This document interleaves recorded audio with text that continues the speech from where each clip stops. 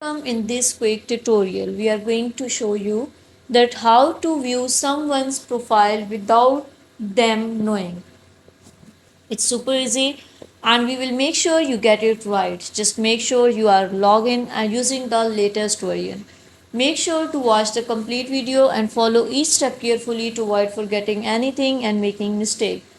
Okay, how to view someone's profile without them knowing. Click on the TikTok app. Click on the profile icon and click on the three lines which appear at the right top corner. Click on settings and privacy. Click on privacy, scroll this bar and you can see profile view. Turn it off. When you turn off your profile view, when you viewed someone else's profile, that person will not get notification, and if you are turning it off, if someone is viewing your profile, you can also now not get notification. This feature goes hand in hand. Thank you so much.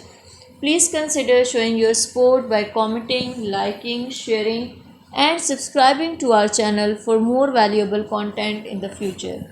Your engagement is highly appreciated. I wish you very good luck. Thanks.